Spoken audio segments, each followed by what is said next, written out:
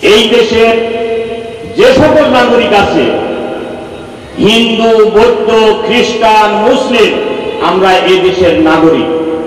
সমান অধিকার নিয়ে আমরা বেঁচে থাকতে চাই এবং সেই পরিবেশ জামাত ইসলামী সৃষ্টি করতে পারে, অন্য কেউ পারে না। জামাত ইসলামীর হাতকে আপনারা শক্তিশালী করুন। জামাত ইসলামী যদি হাতকে শক্তিশালী করুন, তাহলে আমরা একটা সুন্দর রাষ্ট্র আপনাদেরকে উপহার দেব। আমরা দুর্নীতিমুক্ত একটা দেশ আপনাদের উপহার দেব। আমাদের দুইজন মন্ত্রী ছিলেন, আপনার 5 বছর দায়িত্ব পালন করার পরে সেই সময় ওনারা চ্যালেঞ্জ দিয়েছিলেন, আমাদের দুটি মন্ত্রণালয়ে যদি 1 টাকা আপনারা দুর্নীতি পান, তাহলে মন্ত্রণালয়ের মন্ত্রিত্ব আমরা ছেড়ে দেব। তারা সংসদে ঘোষণা দিয়েছিলেন যে এই ধরনের কর্মকাণ্ড যদি আমাদের মন্ত্রণালয়ে পান, শুধু মন্ত্রিত্বই ছেড়ে দেব না, আমাদের দ্বারা জামাত ইসলামী করা আর সাজে না। জামাত ইসলামী থেকেও আমরা অব্যাহতি নেব। সেই চ্যালেঞ্জ ঘোষণা দেওয়ার পরে আজ পর্যন্ত তাদের 2-3টি মন্ত্রণালয়ে তন্ন তন্ন করে সকল ফাইল দেখা হয়েছে, কিন্তু আল্লাহর মেহেরবানি আজ পর্যন্ত 1 টাকার দুর্নীতি কেউ প্রমাণ করতে পারে নাই। আল্লাহর মেহেরবানি। জামাত ইসলামী এই ধরনের লোক তৈরি করছে, যাদের হাতে ক্ষমতায় গেলে জনগণ নিরাপদে থাকবে, যাদের হাতে সুবিচার পাবেন। আজকে হাইকোর্টে বিচার পাই না, জজ কোর্টে বিচার পাই না, বিচারে যেখানে মানবতার বিপর্যয়, সেখানেই জামাত তার হাত সম্প্রসারিত করে মানুষের পাশে দাঁড়ানো। যেখানেই বিপদ, সেখানেই সারা পৃথিবীতে একটি মুখ মানবতার ফেরিওয়ালা হিসেবে পরিচিত ডক্টর শফিকুর রহমানের উপস্থিতি, সে হিন্দু হোক, সে মুসলমান হোক, সে বৌদ্ধ হোক, সে ইহুদি হোক, সে যাই হোক না কেন, তার কোনো ধর্ম পরিচয় কোনো কাজে লাগেনি, বরং সেখানেই ছাপিয়ে পড়েছেন ডক্টর শফিকুর রহমান। আমরা আজকে তাকে একজন মানবিক নেতা হিসেবেই পেয়েছি। সারা বাংলাদেশের মানুষের কাছে জামাত ইসলামী একটি কল্যাণ দল হিসেবে, কল্যাণকর দল হিসেবে ইতিমধ্যেই প্রমাণিত হয়েছে। মানুষ বিশ্বাস করতে শুরু করছে বাংলাদেশে কেবলমাত্র জামাত ইসলামী একটা সুন্দর শান্তিপূর্ণ রাষ্ট্র ব্যবস্থা প্রতিষ্ঠিত করতে পারে, যেখানে কোনো অন্যায় থাকবে না, যেখানে চাঁদাবাজি হবে না, যেখানে দখলদারিত্ব হবে না, যেখানে হাটঘাট মাঠ দখল নিয়ে গোলাগুলি হবে না, যেখানে মানুষের অধিকার ছিনিয়ে নেওয়ার কোনো প্রচেষ্টা থাকবে না। এমন ধরনের একটা শাসন ব্যবস্থা বাংলাদেশে কেবলমাত্র শুধুমাত্র জামাত ইসলামী দিতে পারে। বাংলাদেশ জামাত ইসলামী শাহাপুর ইউনিয়ন কর্তৃক আয়োজিত আজকের এই পথসভার জনাব সভাপতি উপস্থিত আছেন বাংলাদেশ জামাত ইসলামীর পাবনা জেলার অন্যতম নেতা, আপনাদের আপনজন, পরীক্ষিত ভাই, আপনাদের হযরত মাওলানা গোলাম রব্বানী খান জুবায়ের। উপস্থিত আছেন অত্র উপজেলার সম্মানিত আমির, বিশিষ্ট শিক্ষাবিদ জনাব নুরুজ্জামান পরামানিক, অন্যান্য নেতৃবৃন্দ, সম্মানিত ভাইরা আমার, আসসালামু আলাইকুম ওয়া রাহমাতুল্লাহ। আলহামদুলিল্লাহ, দীর্ঘ 16টি বছর পর আমরা আজকে উন্মুক্ত পরিবেশে কথা বলার যে সুযোগ পাচ্ছি, সেই মহান মাবুদের দরবারে লাখো শুকর আলহামদুলিল্লাহ। দরুদ ও সালাম আমাদের প্রিয় হাবিব, মানবতার মুক্তিদূত, মহান শিক্ষক হযরতে মুহাম্মদুর রাসূলুল্লাহ সাল্লাল্লাহু আলাইহি ওয়াসাল্লামের প্রতি। সম্মানিত ভাইরা আমার, আপনারা যারা আজকে এখানে উপস্থিত রয়েছেন, আমরা 16টি বছর হাড়ে হাড়ে এবং তিলে তিলেও অনুভব করছি আমরা আমাদের বাড়িতে ঘুমাতে পারি নাই। আমরা আমার পরিবারের সংবাদ নিতে পারি নাই। আমাদের বসবাসের স্থান ছিল বাঁশের ঝাড় অথবা লিচু বাগান, না হলে আমাদের জায়গা ছিল জেলখানা। এখানে যারা উপস্থিত রয়েছেন অনেকেই আমার সাথে জেলখানায় একসাথে থাকার আমাদের সুযোগ হয়েছিল। আমরা নির্যাতিত, নিষ্পেষিত, খুনি, স্বৈরাচারী জালেম সরকারের পতন ঘটেছে গত 5ই আগস্ট। সেদিন থেকে বাংলাদেশের মানুষ আবার নতুন ভাবে স্বাধীনতা অর্জন করছে। আমরা আজকে নতুন উন্মুক্ত পরিবেশে কথা বলার সুযোগ পাচ্ছি। মহান রবের সেজদা করে শেষ করা যায় না। 4 তারিখেও আমরা চিন্তা করি নাই যে 5 তারিখে হাসিনা দেশ থেকে পলায়ন করবেন। 4 দিন আগে হাসিনা বলেছিল হাসিনা পালায় না, কিন্তু এখন গেলেন কোথায়? সম্মানিত ভাই সকল, এই 16টি বছরে আমরা হারিয়েছি। বাংলাদেশ শুধু নয়,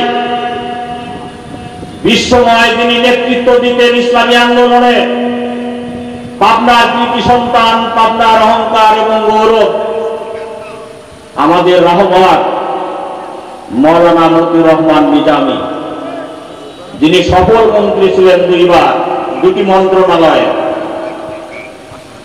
আমরা হারিয়েছি গত বছরে বাংলাদেশ নয় সারা দুনিয়ার তৌহিদি জনতার হৃদয়ের স্পন্দন, আন্তর্জাতিক খ্যাতিসম্পন্ন মুফাসসিরে কোরআন, তাকে চিকিৎসার নামে হত্যা করা হয়েছে, শহীদ করা হয়েছে আমাদের আল্লামা দেলোয়ার হোসেন সাইদি। গত বছর সাইদি সাহেবের গায়েবানা জানাজা করছিলাম মির্জাবাড়ি হাই স্কুলে। ওই রাতেই আমাদের 11 জন ভাইকে এই সর্দি থেকে গ্রেফতার করা হয়েছিল। আমাদের কি অপরাধ ছিল? আমরা তো শুধুমাত্র গায়েবানা জানাজা করছি, আমরা একটা মিছিল করি নাই, মিটিং করি নাই, মানুষের কোনো অন্যায় করি নাই। গায়েবানা জানাজাও করতে দেই নাই হাসিনা সরকার আমাদের। হাসিনা সরকার ইসলাম বিরোধী সরকার। ইসলামের নাম শুনলে তার গাত্রে আগুন ধরে যায়, গাত্র জ্বালা শুরু হয়ে যায়। এই দেশের মানুষকে আর আওয়ামী লীগ চায় না, হাসিনা সরকার কি আর চায় না। সম্মানিত ভাই সকল, আমাদের এইভাবে 11 জন কেন্দ্রীয় নেতৃত্ব আমরা হারিয়েছি। আলী হাসান মোহাম্মদ মুজাহিদকে আমরা হারিয়েছি, আব্দুল কাদের মোল্লাকে হারিয়েছি, মীর কাসেম আলীকে হারিয়েছি, এমনি ভাবে আমরা জনাব কামরুজ্জামানকে হারিয়েছি। এমনি ভাবে আমরা 11 জন, বলতে কি পাক উপমহাদেশের যিনি ইসলামের পতাকাবাহী, ইসলামের চিন্তাশীল চিন্তক ছিলেন অধ্যাপক গোলাম আজম, বয়োজ্যেষ্ঠ মানুষ, 93 বছর বয়স, তাকে কারাগারে নিয়ে হত্যা করা হয়েছে। তিনি কারাগারেই নির্যাতিত অবস্থায় জীবন দিয়েছেন। আমাদের অপর আরেকজন মুরব্বী, পাবনার কৃতি সন্তান, আধুনিক পাবনার রূপকার মৌলানা আব্দুল সুবহান সাহেবকেও 93 বছর বয়সে কারাগারের মধ্যেই তার জীবন পার হয়ে গেল। আমরা এর জন্য ওইসব সরকারকে এবং বিশেষ করে হাসিনাকে ধিক্কার জানাই। বয়োজ্যেষ্ঠ মানুষকেও আপনি ছাড়বেন নাই। আপনি এত জিঘাংসা, এত হিংসু, এত পরশিকাতর যে আপনি এই ধরনের বয়োবৃদ্ধ ইসলাম প্রিয়, ইসলামের ভারত এবং বাহক, তাদেরকে এইভাবে অত্যাচার করে আপনি হত্যা করেছেন।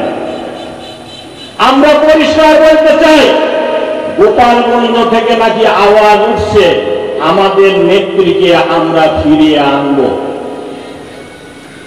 আমরা পরিষ্কার করে বলতে চাই, হাসিনাকে আমরা ফিরিয়ে আনতে চাই।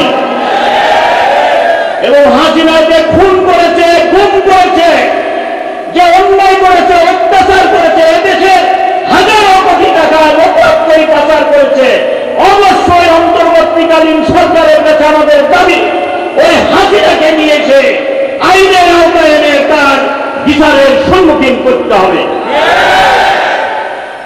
সম্মানিত ভাইরা আমার,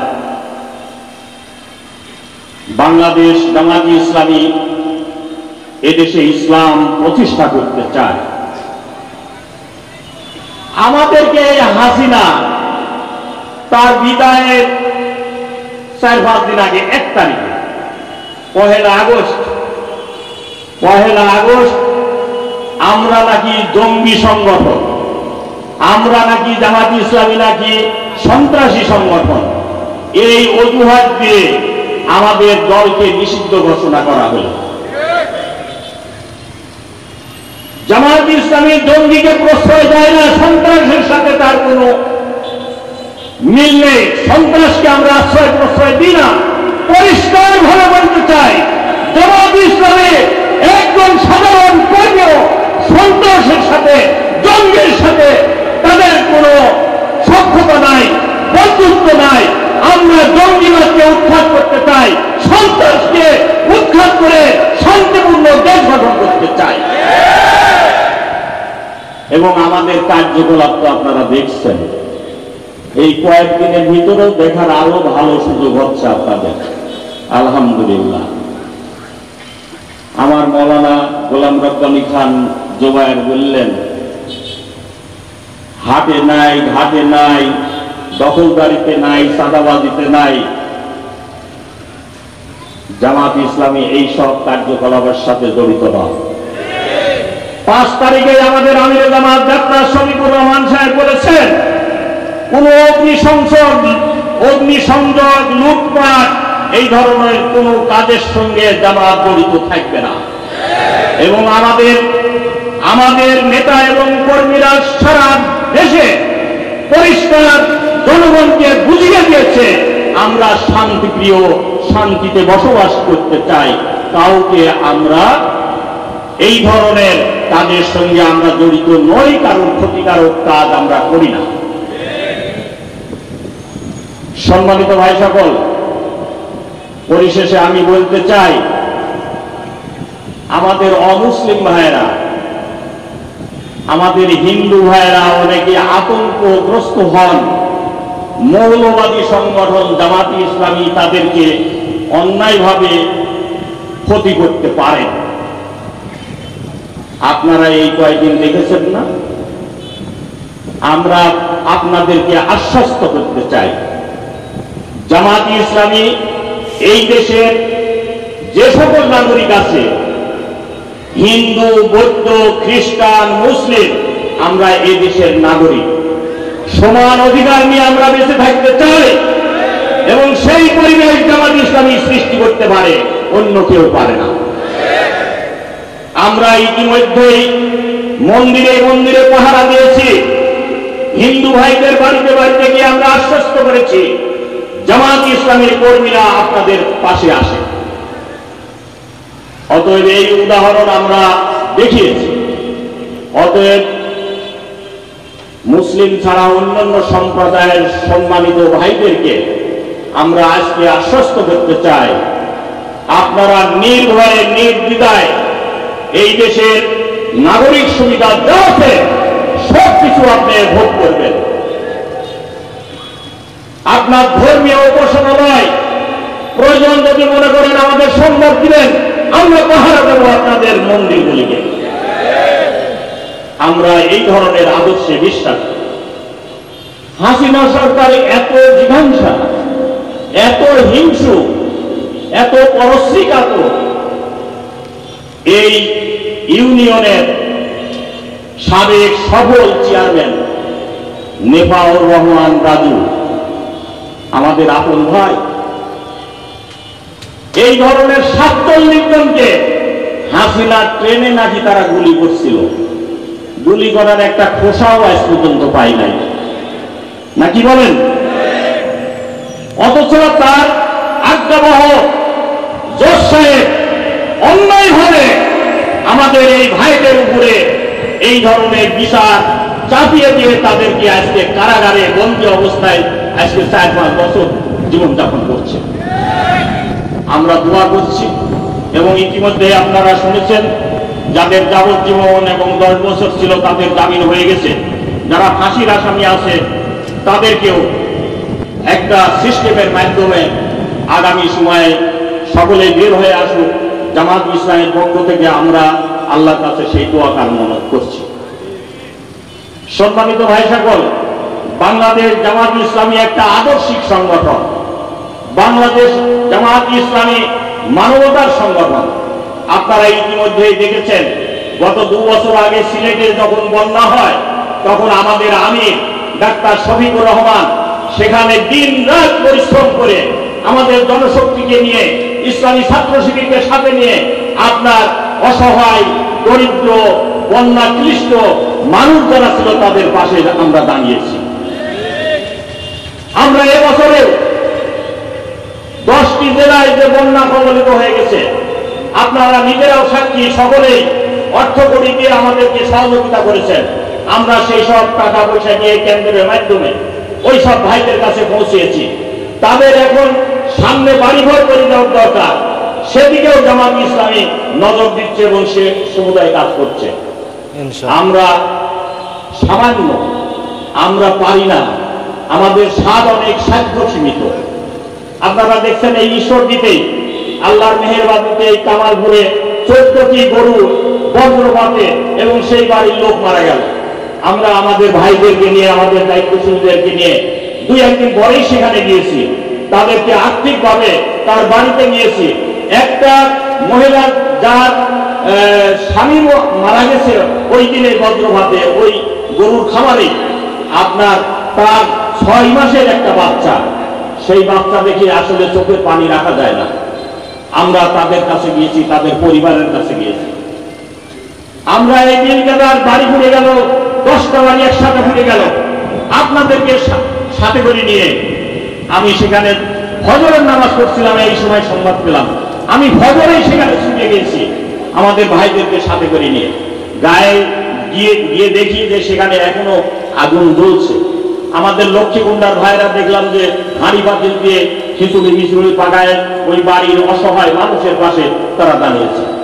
বাড়িগুলা দুস্থ অনাথ, সামাজিক এসব কাজে জামাত ইসলামী তার সাধ্য অনুযায়ী কর্মকাণ্ড চালিয়ে যাচ্ছে। জামাত ইসলামীর হাতকে আপনারা শক্তিশালী করুন। জামাত ইসলামী যদি হাতকে শক্তিশালী করুন তাহলে আমরা একটা সুন্দর রাষ্ট্র আপনাদেরকে উপহার দেব। আমরা দুর্নীতিমুক্ত একটা দেশ আপনাদের উপহার দেব। আমাদের 2 জন মন্ত্রী ছিলেন, আপনার 5 বছর দায়িত্ব পালন করার পরে সেই সময় ওনারা চ্যালেঞ্জ দিয়েছিলেন, আমাদের 2টি মন্ত্রণালয়ে যদি 1 টাকা আপনারা দুর্নীতি পান তাহলে মন্ত্রণালয়ের মন্ত্রিত্ব আমরা ছেড়ে দেব। ওনারা সংসদে ঘোষণা দিয়েছিলেন যে এই ধরনের কর্মকাণ্ড যদি আমাদের মন্ত্রণালয়ে পান শুধু মন্ত্রিত্বই ছেড়ে দেব না, আমাদের দ্বারা জামাত ইসলামী করা আর সাজে না। জামাত ইসলামী থেকেও আমরা অব্যাহতি নেব। সেই চ্যালেঞ্জ ঘোষণা দেওয়ার পরে আজ পর্যন্ত তাদের 2-3টি মন্ত্রণালয়ে তন্ন তন্ন করে সকল ফাইল দেখা হয়েছে, কিন্তু আল্লাহর মেহেরবানি আজ পর্যন্ত 1 টাকার দুর্নীতি কেউ প্রমাণ করতে পারে নাই। আল্লাহর মেহেরবানি জামাত ইসলামী এই ধরনের লোক তৈরি করছে যাদের হাতে ক্ষমতায় গেলে জনগণ নিরাপদে থাকবে, যাদের হাতে সুবিচার পাবেন। আজকে হাইকোর্টে বিচার পাই না, জজ কোর্টে বিচার পাই না, বিচারের এ নিভৃতে কাঁদে। সম্মানিত ভাই সকল, আমরা সেই সুশাসন সুবিচার কায়েম করতে চাই এবং জামাত ইসলামী ক্ষমতায় আসলে নিরপেক্ষভাবে আইনের ভিতরে থেকেই সুশাসন কায়েম করবে, দুর্নীতিমুক্ত দেশ কায়েম করবে। জামাত ইসলামী খোলাফায়ে রাশিদিনের যুগের সেই চেহারা আপনারা দেখেছেন, সেই খেলাফতের রাজত্ব কায়েম করতে চায়। আপনারা দেখেছেন হযরত ওমর ফারুক রাদিয়াল্লাহু তাআলা আনহু বলেছেন, ফোরাতের নদীর তীরে যদি একটি কুকুরও মারা যায় তাই কিয়ামতের দিনে আমাকে জবাবদিহির সম্মুখীন হতে হবে। আপনারা দেখেছেন হযরত ওমর ফারুক রাদিয়াল্লাহু তাআলা আনহু রাতের অন্ধকারে বাড়িতে বাড়িতে গিয়ে কে ভুভুক্ত আছে, কার খাবার হয়েছে, কার খাবার নেই, তিনি নিজে মালগুদান থেকে আটার বস্তা মাথায় নিয়ে সেখানে পৌঁছিয়ে দিয়েছেন। এটাই হচ্ছে আমাদের ইতিহাস, এটাই হচ্ছে আমাদের শিক্ষণীয়। বাংলাদেশ জামাত ইসলামী এই আঙ্গিকেই কাজ করছে, সেই ধরনের লোক তৈরি করছে, সেইভাবে দেশ পরিচালনা করতে চায়। সম্মানিত ভাই সকল, অতএব আসুন আপনাদের কাছে আজকের দিনে বিনীত অনুরোধ জানাতে চাই, ইসলাম ছাড়া মানুষের মুক্তি আর কল্যাণের কোনো বিকল্প কোনো পথ নেই। ইসলামী মানুষের একমাত্র মুক্তির পথ, একমাত্র মুক্তির সনদ হচ্ছে আল ইসলাম। কোরআনে কারিমে আল্লাহ পাক বলছেন, আলিয়ামা আকমালতু লাকুম দীনাকুম ওয়া আতমামতু আলাইকুম নি'মাতি ওয়া রাদিতু লাকুমুল ইসলাম দীনা। মানুষের মুক্তি আর কল্যাণের একমাত্র পথ হচ্ছে আল ইসলাম, আর সেটাই আল্লাহ নিয়ামত স্বরূপ আমাদের কাছে পাঠিয়েছেন। আসুন আমরা সেই পথে সকলে ভূমিকা রাখি। আমাদের ইহকালীন শান্তি এবং পরকালীন মুক্তির জন্য একমাত্র পথ হচ্ছে আল ইসলাম। আসেন আমরা ইসলামের পথে সকলে ধাবিত হই। আপনারা গ্রামে গ্রামে, পাড়ায় পাড়ায়, বাড়িতে বাড়িতে গিয়ে জামাত ইসলামের দাওয়াত আপনারা পৌঁছাতে থাকেন, ইসলামের দাওয়াত পৌঁছাতে থাকেন। আল্লাহ চাইতে আগামী দিনে আমরা স্বপ্ন দেখছি, এই দেশ মুসলিম ৯৫ জন মুসলমানের দেশ, এই দেশ ইসলাম অনুযায়ী চলবে ইনশাআল্লাহ। আমরা এটাই আশা করি। আমাদের যারা নিষিদ্ধ করেছিলেন, আমাদের যারা নিবন্ধন বাতিল করেছিলেন, আমাদের গতকালকে নিবন্ধনের জন্য অ্যাফিলিয়েট ডিভিশনে আবার খারিজ করে দেওয়া হয়েছিল, আমরা আবার আবেদন করছি। আপনারা দোয়া করেন, এই সপ্তাহ না হলে আগামী সপ্তাহের মধ্যেই আমরা দাড়িপাল্লা প্রতীক পেয়ে যাব এবং আমরা দাড়িপাল্লা নিয়েই সারা দেশে নির্বাচন করব ইনশাআল্লাহ। আমাদের যারা নিষিদ্ধ ঘোষণা করে দিয়েছিলেন, দেশবাসী অঘোষিতভাবে তাদেরকে নিষিদ্ধ করে দিয়েছে। আমাদের দাড়িপাল্লা যারা দিয়েছিলেন তাদের প্রতীকই এখন শেষ হয়ে যাচ্ছে। আমরা সকলকে সাথে নিয়ে দেশ গড়তে চাই, ভালোভাবে চলতে চাই। এই আহ্বান জানিয়ে আপনাদের সকলের সুখ, শান্তি এবং সমৃদ্ধি কামনা করে আমার কথা শেষ করছি। ওয়া আলাইনা ইল্লাল বালাগ। আসসালামু আলাইকুম ওয়া রাহমাতুল্লাহ। যেখানে মানবতার বিপর্যয় সেখানেই জামাত তার হাত সম্প্রসারিত করে মানুষের পাশে দাঁড়ানো, যেখানেই বিপদ সেখানেই সারা পৃথিবীতে একটি মুখ মানবতার ফেরিওয়ালা হিসেবে পরিচিত ডক্টর শফিকুর রহমানের উপস্থিতি, সে হিন্দু হোক, সে মুসলমান হোক, সে বৌদ্ধ হোক, সে ইহুদি হোক, সে যাই হোক না কেন, তার কোনো ধর্ম পরিচয় কোনো কাজে লাগেনি, বরং সেখানেই ছাপিয়ে পড়েছেন ডক্টর শফিকুর রহমান। আমরা আজকে তাকে একজন মানবিক নেতা হিসেবেই পেয়েছি। সারা বাংলাদেশের মানুষের কাছে জামাত ইসলামী একটি কল্যাণ দল হিসেবে, কল্যাণকর দল হিসেবে ইতিমধ্যেই প্রমাণিত হয়েছে। মানুষ বিশ্বাস করতে শুরু করছে বাংলাদেশে কেবলমাত্র জামাত ইসলামী একটা সুন্দর শান্তিপূর্ণ রাষ্ট্র ব্যবস্থা প্রতিষ্ঠিত করতে পারে, যেখানে কোনো অন্যায় থাকবে না, যেখানে চাঁদাবাজি হবে না, যেখানে দখলদারিত্ব হবে না, যেখানে হাটঘাট মাঠ দখল নিয়ে গোলাগুলি হবে না, যেখানে মানুষের অধিকার ছিনিয়ে নেওয়ার কোনো প্রচেষ্টা থাকবে না। এমন ধরনের একটা শাসন ব্যবস্থা বাংলাদেশে কেবলমাত্র শুধুমাত্র জামাত ইসলামী দিতে পারে। আগামী নির্বাচনে ডক্টর শফিকুর রহমান সারা বাংলাদেশে যে সমস্ত মনোনয়ন দেবেন, আমরা সারা বাংলাদেশের সাধারণ ইসলাম প্রিয়, আমরা সাধারণ মানুষ, সকল শ্রেণী পেশার মানুষ আমরা ডক্টর শফিকুর রহমানের উপরে আস্থা রাখতে চাই।